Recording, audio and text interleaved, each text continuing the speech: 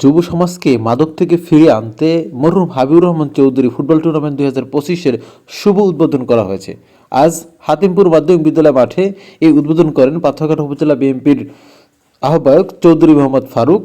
এতে অংশগ্রহণ করে দুটি শক্তিশালী দল, চরধনী একাদশ ও পাথরঘাটা পৌরসভার 9 নং ওয়ার্ড একাদশ। আজকের এই হাতিমপুর মাধ্যমিক বিদ্যালয় মাঠে চৌধুরী হাবিবুর রহমান স্মৃতি ফুটবল টুর্নামেন্টের আজকে আনুষ্ঠানিকভাবে শুভ উদ্বোধন হলো।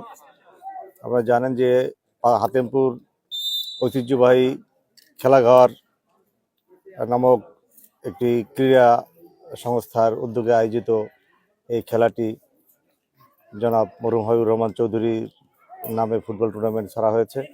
16টা টিমের এই খেলা হবে এবং অত্যন্ত ভালো ভালো মানের ক্লাব আজকে এই খেলায় অংশগ্রহণ করেছে। আজকে উদ্বোধনের দিনে চরধনী একাদশ এবং পৌর একাদশ নামে দুইটি খেলা প্রতিষ্ঠান আজকে অংশগ্রহণ করেছে। এমনিভাবে 16টি দল অংশগ্রহণ করেছে এবং এই হাতিমপুর মাঠ, ঐতিহ্যবাহী হাতিমপুর মাঠে, এই মাধ্যমিক বিদ্যালয়ের মাঠে আপনারা জানেন যে সারা দেশে বড় বড় খেলা এখানে অনুষ্ঠিত হয়ে থাকে। আমরাও চাচ্ছি সেই ঐতিহ্যটাকে ফিরিয়ে আনতে। আমরা এখানে খেলা ছেড়েছি এবং এখানের এই হাতিমপুরবাসী, সকল এলাকাবাসী মিলে, ছোটট্যাংরাবাসী, হাতিমপুরবাসী এই এলাকায় সুন্দরভাবে খেলা পরিচালনা হবে। আমরা চাই যুবকরা যেন মাদক দ্রব্য থেকে বিরত থাকে এবং খেলাধুলার মধ্যে থেকে তারা সুস্থ পরিবেশ, সুস্থ মানসিকতা যেন তাদের মধ্যে থাকে।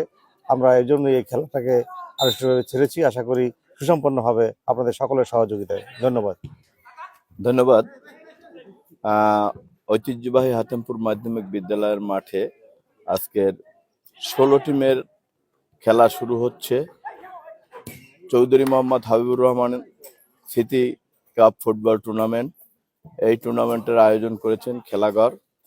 তো হাতিমপুর খেলাঘর নামক একটি ক্রীড়া সংস্থা। তো আমরা এই খেলা অত্যন্ত সুন্দর এবং সুচারুরূপে অনুষ্ঠিত হওয়ার জন্য যত প্রকার পদক্ষেপ লাগে আমরা বিদ্যালয়ের পক্ষ থেকে করব। কারণ হাতিমপুর খেলার একটি জায়গা, এখানে খেলাধুলার ঐতিহ্য রয়েছে। সেই ঐতিহ্যকে ধরে রাখার জন্য আমরা ইতিপূর্বে আমাদের বিদ্যালয়ের আন্তঃ ফুটবল টুর্নামেন্ট শেষ করেছি। এখন এই খেলাঘরের আয়োজনে এই চৌধুরী মোহাম্মদ হাবিবুর রহমান স্মৃতি ফুটবল টুর্নামেন্ট এটা চলছে। আমরা চাই অত্যন্ত সুন্দর ও সুচারুরূপে এই খেলাটি অনুষ্ঠিত হোক এবং এজন্য সকলের সহযোগিতা কামনা করছি। অত্র এলাকার সকল জনসাধারণের সহযোগিতা কামনা করছি যেন খেলাটা সুন্দর এবং সুচারুরূপে অনুষ্ঠিত হয়। ধন্যবাদ।